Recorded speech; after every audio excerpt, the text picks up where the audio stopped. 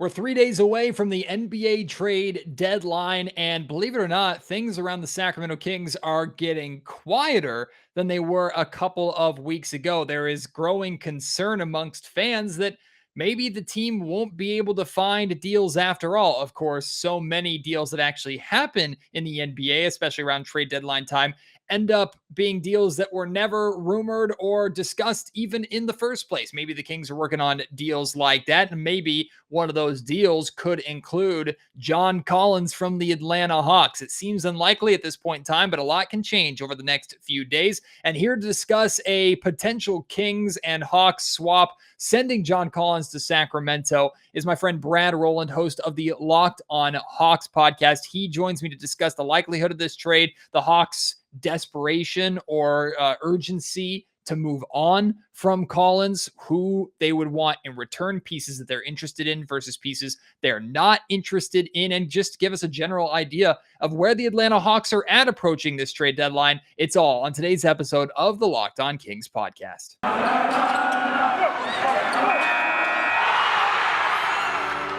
You are Locked on Kings, your daily Sacramento Kings podcast, part of the Locked on Podcast Network, your team every day. And now, ladies and gentlemen, it is that time for another episode of Locked on Kings.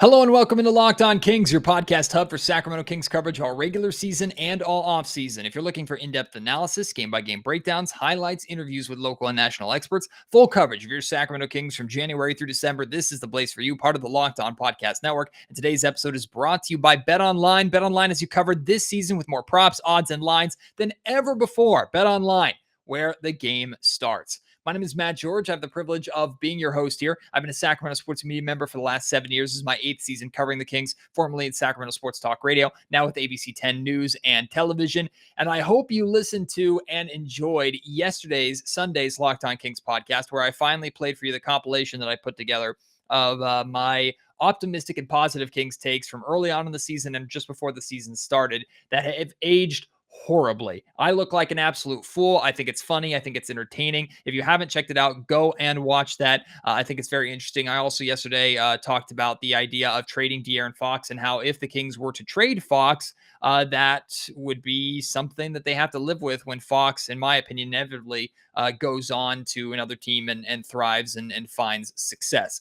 So I discussed all that on yesterday's pod for you to check out. Speaking of De'Aaron Fox, some maybe positive Fox news today, as I'll talk about this a little bit more in the podcast, but Fox was seen working with the team in practice today. It looked like he was moving pretty good, so maybe he is very close to a return and could be good to go for the Kings in their back-to-back games against the Minnesota Timberwolves coming up. So we'll have to wait and see with that. Again, I'll discuss that a little bit more later on in the podcast. But right now, I've got to get to my conversation with Brad Rowland. I know John Collins is a player that Kings fans and the Kings themselves have kept an eye on and been interested in over the last couple of years. He certainly is a player that the Kings could really use, especially at that power forward position.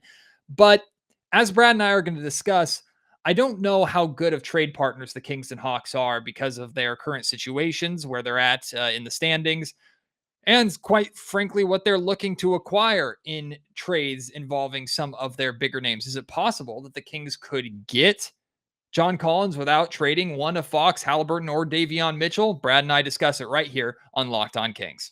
There's been a long list of names on general manager Monte McNair's radar, a long list of names that Sacramento Kings fans would like to see the Kings acquire, or at least try to acquire, here at the fast approaching trade deadline. And one of the names that's been on that list, not just this season, but really for the last couple of seasons, a name that we've heard reports of the Kings having interest in, is John Collins with the Atlanta Hawks. And here to talk about what is more than likely a unlikely trade between the Kings and Hawks at this point for John Collins is Brad Rowland, my guy from the host of the Locked on Hawks podcast. Brad, welcome back to Locked on Kings, my friend. Hope your season's going well than ours is. We're hanging in there. It's been kind of a rocky one for the Hawks too. Obviously a little bit different than where you are right now. But after a conference finals appearance, nobody's too thrilled around here either. Yeah, I understand that to some extent. Neither team kind of living up to expectations. But can you kind of give us, before we jump into a hypothetical Kings Hawks trade conversation, can you give us a synopsis or a summary of the John Collins situation with the Atlanta Hawks right now? Because there have been ups and downs of John isn't interested in coming back. There was a saga with he wanted to be paid more money and during contract negotiations. Where are the Hawks and Collins at this point in time? It's pretty interesting, actually, just because he just got paid over the summer and he got a 9-figure deal, and it's an appropriate contract for him. I think it's not a bad contract. I think it's a pretty good value for him. If anything, the Hawks probably could have squeezed him even more. He was kind of dangling out there in the way that guys technically are in restricted free agency sometimes, where the market kind of dries up on you and you kind of have nowhere to go. And I think, fortunately for Collins, Travis Schlenk, the president of basketball operations for the Hawks, is a pretty kind and generous soul and did not squeeze him as hard as he probably could have in that negotiation. But, 5 years and $125 million, it's a lot of money for Collins. But, within a few months of the season starting, and I think really it kind of goes back to what I was just talking about, how the Hawks have been disappointing this year. There's some frustration that boils over, and he said some things in the media about how he's a little bit frustrated with his role at times on offense. That's kind of carried over from last year. Money doesn't fix everything, and he got his money. And I think that there's been a split in terms of like what's real and what's not on the Collins front. Like, I think there's this notion in the fan base and maybe even nationally that Collins wants out. And I don't think I've ever heard that, honestly. He's never said it. I've never heard that reported anywhere directly. I think he's available. That's for sure. I think everybody except for Trae Young is available. Clint Capella actually can't be traded, but I think Collins is available for the right price. He's been out there in Ben Simmons talks, all that fun stuff. But I think that they don't have desperation to move him. I think they do like him. They understand how good he is. But it's a situation where he's not untouchable. And I think there's probably a point in which both sides, and I'm talking about the Hawks and Collins, would both be okay with him moving on, but not exactly a situation where he has to move on, if that makes sense. Yeah, that leads perfectly into my next question, which is, I imagine there's no surprise in Atlanta that Collins' name has been brought up in rumors and in conversations. It's kind of an expectation really over the last couple of years with him, at least from my perspective here on the other side of the country. But that perspective that you just provided, him not necessarily saying that he wants out, no desperation from the Hawks to necessarily move him. Am I right in assuming that if the Hawks are going to move on from Collins, it's going to be more because they're enticed by a deal and less of, man, we need to make a move. We need to make a change because we're just not performing right now. We're just not living up to expectations. That's my read. I do think that, before they won 7 games in a row recently, there was a little bit more desperation on the whole around here. Not only because of Collins, but with everybody that was other than Trae Young, everybody that's not tied down, basically, they would have considered a little bit more. They've been winning a little bit more recently. They had a couple of losses this week. But I do think that, I've been saying this for a while on my podcast, I'll be pretty surprised and I would say borderline shocked if they were to move Collins in a deal for smaller pieces or like future facing pieces. It could happen. I'm not saying it's impossible, but Collins in a Ben Simmons trade, I can kind of see that. I can understand what they're thinking would be there. It's kind of risky because Ben Simmons is Ben Simmons, and it's kind of sort of an enigma out there right now. But at least with that, Ben Simmons has been a star level player before. I can't really see them, trading Collins for a piece and a pick, something like that. And that's kind of a popular construction. And I get it on the outside, because if you're looking at this Hawks team as a 500 team where they are right now, it might make more sense. But they were the conference finals last year, and they do value this team at a higher level than they are right now. So I do think that if it's me, my own opinion of what I'm reading in the market right now, I think that if he is moved, it is far more likely to be as a part of a consolidation, like kind of push in the chips move, than it is to just kind of trade him for smaller pieces.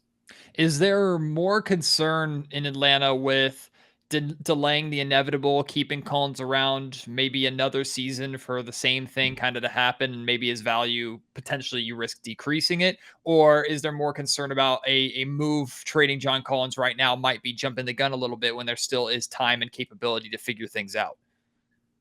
I think that it's probably a little bit more of the latter. Like, you don't want to panic too much here in the middle of what admittedly has been a frustrating season, but not one that I think is too indicative of the future. And honestly, if you look up and down the roster at like which guys have performed up to their capabilities this year, he's on the list of guys that actually has. He's played very well. And a lot of guys on their roster have either been hurt or performing under their baseline. And he is on a short list along with Trae Young really as the two guys very clearly that have not been underperforming. So if you look at the roster, like the culpability factor of like what's gone wrong, it's not really been Collins. So that kind of leans you towards maybe being patient with him. Long term, it's always been a question of like how he fits with Clint Capella, for instance, because Collins, for my money, is one of the best rim runners in the league. And on this current roster, he's been asked to shoot the ball more and space the floor more, all that kind of stuff. And you wouldn't drop a situation in the lab with Capella next to him. But I do think that being patient and not selling low on Collins would be smart. I think that he has a lot of value in the market. Look, they could trade him now and get proper value for him and still take a step back because he's really good and he's their second best player in my mind. So if they were to do that, you could maybe justify it in terms of like the actual return, but on the floor, I'd have a hard time seeing a deal for him. Again, it's not a push-in deal where they don't get worse. And right now, for better or worse, the Hawks want to compete. That might be irrational, but they're not thinking of themselves as a play-in contender. They're thinking of themselves as a team last year that was in the Final Four of the NBA. Today's episode of the Locked On Kings podcast is brought to you by Built Bar. This is the time of the year that I've pretty much given up on all my New Year's resolutions, but not this year. I'm sticking to my resolution to eat right, and thanks to Built Bar, it makes it easy. It almost feels like it's not really a resolution because I actually enjoy eating them. They've replaced candy bars for me, but it doesn't taste like a replacement candy bar, if you know what I'm talking about. If you haven't tried Built Bars, you need to try them right now. I am a picky eater, especially when it comes to protein bars, protein-based products. Before Built Bar, I really had trouble finding a bar that I tasted the actual, flavor profile and not the protein supplement or whatever's in there. I would taste that more than the chocolate bar that was being advertised, or vanilla bar that was being advertised to me. That's not an issue with Built Bar. They really replace candy bars because you taste chocolate, for me, it's mint chocolate chip is my favorite. You taste that minty flavor. If you get a fruit bar, you taste the fruit. You really can't tell that you're eating something that is healthy for you. And Built Bars are healthy. 130 calories, 4 grams of sugar, 4 net carbs, and 17 grams of protein. Compare that to a candy bar that usually has over 240 calories, 30 grams of sugar, and dozens of net carbs. It's a massive improvement. There are so many different bars for you to try, including a new bar for this month, white chocolate cookies and cream. We might as well call that the Jason Williams bar. They're all delicious. New flavors coming out all the time. Some of the old reliable flavors for you to try, always available on built.com. When you order a box, make sure you use promo code LOCKED15 to get 15% off. Again, that's promo code LOCKED15 for 15% off at built.com. Yeah, gauging player value is always difficult. It's all speculation, and really market value can change not just by the day, but by the hour, even by the minute, it seems, when we get to this time of the year. I think the Kings and the Hawks are in very similar situations, and there are actually a lot of teams in this situation as well, to where they are willing to move on from talented pieces, but they're not such heavy sellers in the sense that they will give away that piece for could be assets, if that makes sense, like a draft pick. It could be something great, but there's always the risk factor to it when you're trading away somewhat a proven commodity in a player like John Collins. You know who Collins is, you know how talented he is, and if you're trading a player like Collins away for draft picks and a worse role player, it could work, but there's always that element of risk to it, and that doesn't sound like a risk that the Hawks necessarily want to take. And to some extent, that's been an issue, a risk that the Kings haven't necessarily wanted to take in the conversations with De'Aaron Fox. Now, Fox has been way more available in recent months than I thought he was ever going to be at the start of the season, but I'm in the boat that you don't want to trade De'Aaron Fox unless you're getting a proven commodity, and it's really difficult to try and find deals to where you're getting equal or proper value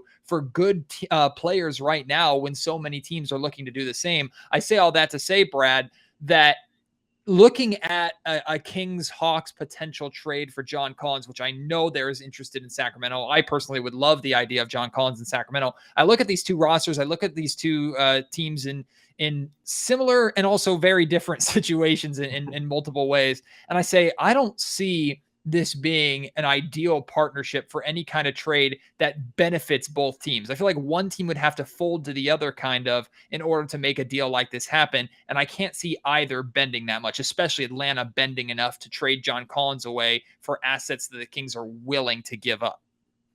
That makes sense. And I think part of it, like I said before, is kind of where the Hawks mindset is. They're not in sell mode. They're kind of in a situation where if they're going to trade him mid-season in particular, you look at the roster, and yes, they have Danilo Gallinari behind him at power forward, but Gallo is an expiring contract, who's an older guy. They would want to replace Collins. They don't want to sort of lose ground this season on their roster. And looking at what the Kings have, like, the only guy I can see that would like not make the Hawks markedly worse would be a Harrison Barnes kind of swap. Barnes being the combo forward type. I'm not sure that he's exactly what Nate McMillan wants as a power forward, if that's what his primary position would be. And obviously, he's an older guy. It's kind of a weird move to kind of think about those guys going back and forth for each other. And I almost think that if you're looking at Collins' destinations, like it almost makes more sense in the offseason. If things have not gone well for the Hawks, maybe especially with the Kings, just because, all right, we've now seen this for a full year again. You look at the market and kind of assess things and like, all right, maybe this makes sense to kind of sell him now. But mid-season, I have a hard time seeing the Hawks trading Collins without a ready-made plan at power forward, which might seem like nitpicking for a team that is under 500 right now, but that's just kind of where they are. Like, especially they have a win now coach. They have not a win now roster necessarily. They're still pretty young, but I think the only guy, like I said, the only guy on the team on the Kings roster that I can see that both matches the salary kind of stuff and also gives the Hawks a guy that they would trust enough to like start right now is Harrison Barnes. And, the Hawks would be getting older. Barnes is a good player, but he kind of is duplicative of DeAndre Hunter in some ways. I don't know. There's lots of nuance there, but I mean, am I wrong here? I can't see another guy that I think the Hawks would value enough in terms of on-court value now to kind of be the centerpiece of that kind of deal. I think you're spot on. And that to me was thinking about this conversation, thinking about a hypothetical trade. That was the only thing that made any remote sense. I think the Kings would obviously try to get Collins without trading away any of their Fox, Halliburton, Mitchell 3-guard combo, even if they're not entirely sure, as none of us are entirely sure that 3-guard combo is going to work. And we don't know if Fox or Halliburton or Mitchell are going to be around long-term for the Kings to try and figure this situation out. But if they could add a Collins to at least a Fox and Halliburton combo, maybe that can turn into something. That being said, in order to acquire talent, you have to trade talent away. So the only thing that made sense in my mind was a Harrison Barnes type deal. Even if the Kings were willing to move on from De'Aaron Fox, how much does that make sense for an Atlanta Hawks team that already is pretty guard stacked and they have their primary ball handler and player in Trae Young, who I would argue, I don't think it's that big of an argument at all, actually, that Trae Young has surpassed De'Aaron Fox in terms of skill and importance to a team and obvious success. So I kind of dismissed that element, and I'm sure the Hawks would have interest in Tyrese Halliburton, as every team should have interest in Tyrese, but if there's an untouchable player in Sacramento, he is that guy. So Harrison is the one that makes the most sense. But my question is, now thinking from an Atlanta Hawks standpoint, if I was an advisor to you and to the Hawks, I'd say you could probably get better than that. Even if I like HB a lot, and I think HB could really help the Atlanta Hawks, the Kings would have to attach something with Barnes to even get the conversation rolling, I feel like, in a Barnes-Collins trade. As much as the money works right away, there's no way that trade happens without at least first-round picks attached to it. And given the situation of the Kings right now in a suddenly a draft lottery race again, I don't know how willing they are to move on from a pick that's not heavily protected. No, I totally agree. I think that Barnes is a good player, but in terms of like trade value, Collins, I think, has more than Barnes does right now, just given the age and the long-term control and all that stuff. Obviously, I think if the Kings were to call on Collins, the first name Travis Schlenk says is Tyrese Halliburton, and then the Kings say no, and then they have to restart. That's kind of what I would think the deal would have to be. The Fox thing is interesting, not for the Hawks, but maybe a 3-team kind of deal. If they were to, I have no idea who the third team would be, but maybe if Fox was the guy, obviously he doesn't have the same value to the Hawks. So yeah, you come back around and it's like, all right, Harrison Barnes and what else? And I don't really see the path necessarily to a deal that makes sense for both sides. And like you said, if you're the Hawks, I think that you can probably do better than that. Honestly, people have asked me locally, like, can the Hawks trade for Harrison Barnes? Like, how open is he without Collins? Like, one of those deals where the Hawks are trying to buy, because as you well know, like, the Kings are a team that people are like not sure what they're going to do. Are they going to finally sell Harrison Barnes? I have no idea what they're going to do in the coming days. But that's the guy that I hear from, but it's not for Collins. It's like, what can we trade to add Harrison Barnes alongside Collins, that kind of stuff. So it's interesting to me, but I think at the end of the day, it's like that swap doesn't make a ton of sense for the Hawks.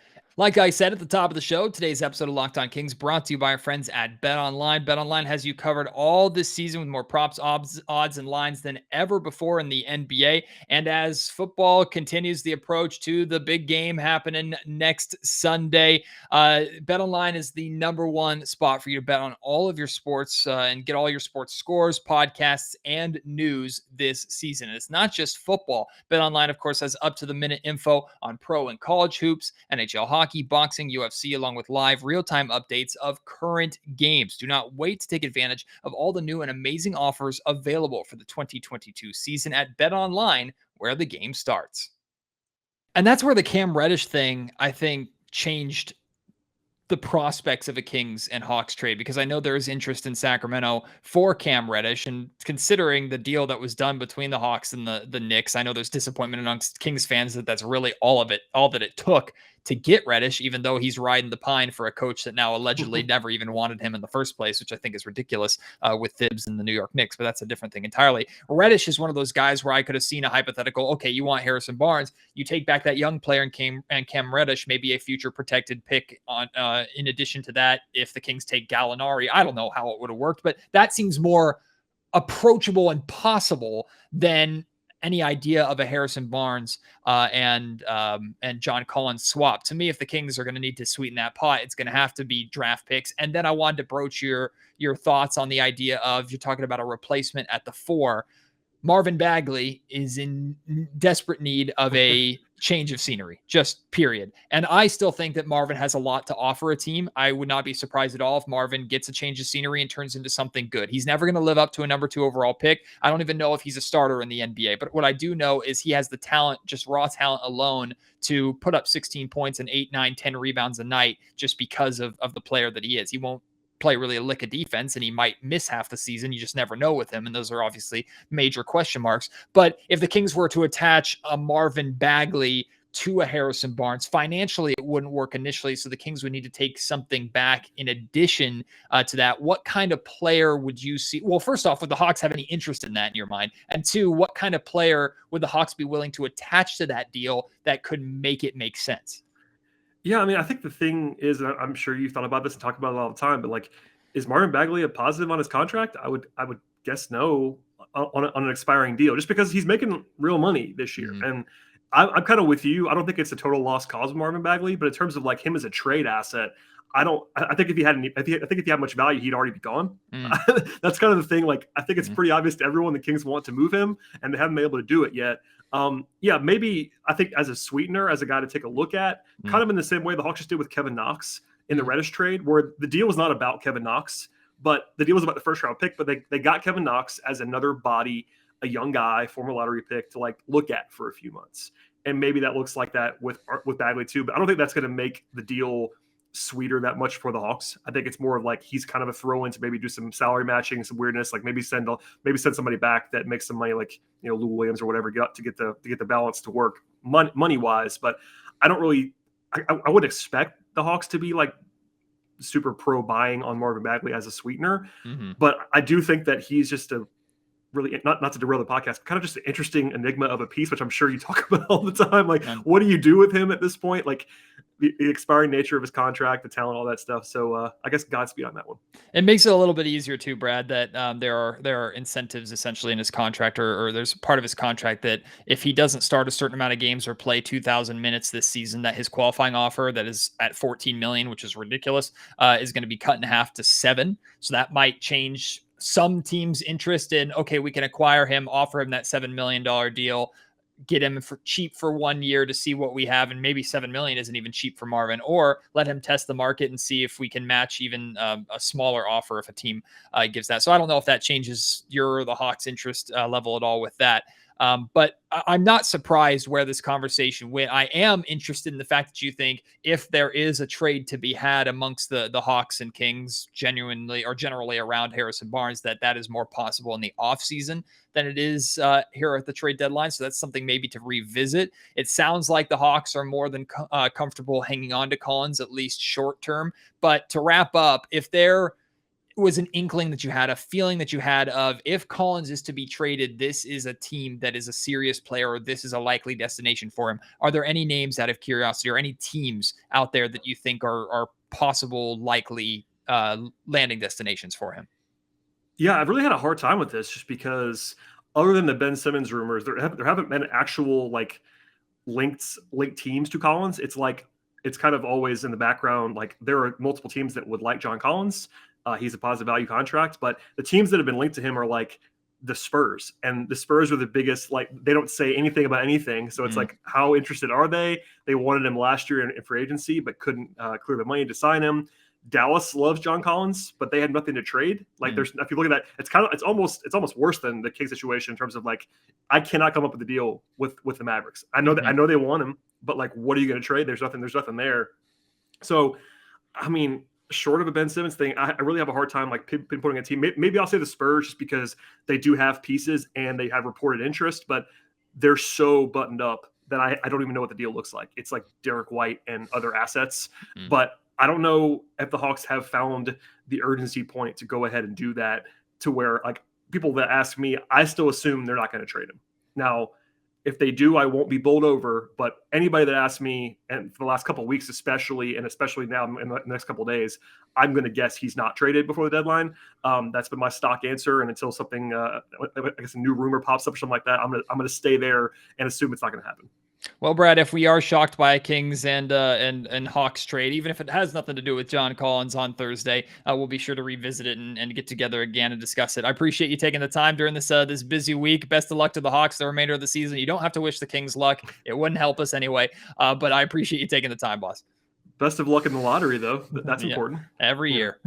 Listen, eventually it's going to work out. I have faith. I have faith in you. And honestly, I find myself rooting for the Kings sometimes, because it's been so long. I have Kings fan friends. It's kind of brutal. So I do send positive vibes your way. Really appreciate Brad joining me here on today's Locked On Kings podcast. As I expected, doesn't sound like a Kings and Hawks trade is likely, although I was interested to hear that there's a good chance that if the Kings were to sit on their hands, not move Harrison Barnes, and the Hawks were not to move John Collins this trade deadline, that maybe it could be a conversation that's revisited in the offseason, especially around the draft. That's something certainly to keep an eye and an ear on if the Kings aren't able to make that move. Of course, we're all impatient. We would all love to see the Kings make the move sooner rather than later. We'd love the Kings to have the opportunity to get Collins comfortable with this roster throughout the remainder of this season, if at all possible. But I question the Kings' willingness to attach the picks and assets to Barnes that it would take to entice the Hawks to make the move right now. And from what Brad explains, it doesn't sound like the sense of urgency to move Collins is as high as maybe reports have suggested, or maybe we might think here from our Sacramento perspective. So I really appreciate Brad joining me on Locked On Kings to give us that perspective. If anything happens between the Kings and the Hawks at the trade deadline, we, of course, will come back together and revisit it and discuss it. But I would honestly, if there's like a tier of likely targets for the Kings to actually acquire, John Collins is significantly below guys like Jeremy Grant and even Julius Randle. I think Jeremy Grant sounds like, at least reports would indicate, is close to the top of the Kings list of assets they're interested in that are acquirable. But I encourage people to not just think that what's being reported is the only thing that is going on, or the only calls that Monte McNair is making. So many moves happen in the NBA, not just in Sacramento, but the NBA period, that were never reported. We got no wind of them happening. I remember the Rudy Gay trade, maybe the only positive move that Pete D'Alessandro did in his time with the Sacramento Kings as the general manager years ago. Rudy Gay, that trade with the Toronto Raptors came out of freaking nowhere. Ended up being a really, really solid move for the Kings, a move that the Kings big time won, in my opinion. Of course, long term, Rudy didn't end up working out in Sacramento, but he was one of the best small forwards that they've had in their entire existence here in Sacramento, at least scoring wise. That was a move that came out of nowhere. So things like that are possible. There could be players that the Kings end up acquiring that are good players that we didn't even have on our radar, didn't even think about, didn't even discuss, didn't even know available. So keep an eye out for trades that might surprise you a little bit. Whatever happens, of course, we'll discuss it here on Locked On Kings. I mentioned at the beginning of the podcast some positive video and some positive news out of Kings practice. Looked like De'Aaron Fox was out there working with the guards, working with the team, moving well, dunking off of 2 feet, dunking off of 1 foot, moving despite that ankle soreness that he's been a game time decision with really for the past couple of weeks. It sounds like to me, and I've shared this before, my indications are that the Kings aren't holding Fox back, that Fox is kind of in charge of when he's able to go, and it's basically up to pain tolerance at this point. If he feels like he's good to go, he can make that call, and the Kings will clear him and put him in.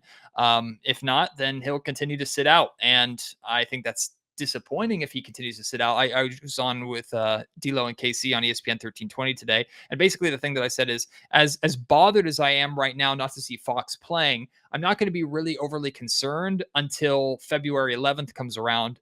If De'Aaron Fox is still on the team and he's still missing games because of an ankle injury, I'll be concerned either one, that he's just actively quitting on the season and choosing not to play, or two, the injury is worse than what we are being told that it is. So time will tell with that. We'll revisit that conversation a little bit later. But as for what we saw and heard from practice, looks like he's good to go, and he could be available for the Kings finally against the Minneapolis or Minnesota rather Timberwolves. And if that's the case, you have heard me talk about recently, I would love to see the Kings run a 3-guard lineup of Fox, Halliburton, and Mitchell, play them a lot together and see what happens. If you lose, who cares? If you win, great. Like, just see what happens with that 3-guard lineup if Fox is available. But we'll see what Alvin Gentry and the Kings want to do with that, especially with how different this roster looks, hopefully, God, I hope, come the trade deadline and after the trade deadline. So we'll have to wait and see with that. Of course, news, too, that both Tyrese Halliburton and Davion Mitchell will be performing in the Rising Stars Challenge and will be against one another. And I think Davion and Tyrese were talking a little smack to the media after practice today. Davion saying that he was 100% going to lock up Tyrese. So going to be fun to see those two compete. At least the Kings have some representation of All-Star Weekend, although it would be nice for the Kings to one day have legitimate representation in the All-Star game itself and not just the Rising Stars Challenge every single year, it feels like. But we'll see what happens with that. And any other news, any other things that go down here, of course, we'll discuss it on Locked On Kings. Appreciate your support of Locked On Kings. Now I want to hear from you, your thoughts on a potential John Collins deal. If you're interested in John, if you kind of let that ship sail and aren't necessarily interested, what kind of trade package you would try to put together right now to entice the Hawks to trade for Collins, send that to me at Matt George Sack on Twitter, at mattgeorgesports@gmail.com, or feel free to leave your thoughts in the YouTube comment section down below. Appreciate your support of the podcast. As always, can't wait to chat with you tomorrow, where unfortunately we're already looking towards the draft, and I'm scheduled to be joined by Rafael Barlow, who's one of our draft insiders for the Locked On NBA Draft podcast. He joined me a lot last summer and last offseason. He'll be joining me here in season to give us an early preview of this upcoming draft class, to give Kings fans an idea of names to keep an eye out for that the Kings could potentially be interested in, and what range of picks that they would go if the Kings need to tank hard for a player that would be a perfect fit or not at the top of the draft. We'll discuss it all with Rafael tomorrow, so I hope you'll join me for that. Until then, my name is Matt George. You have been listening to Locked On Kings, part of the Locked On Podcast Network.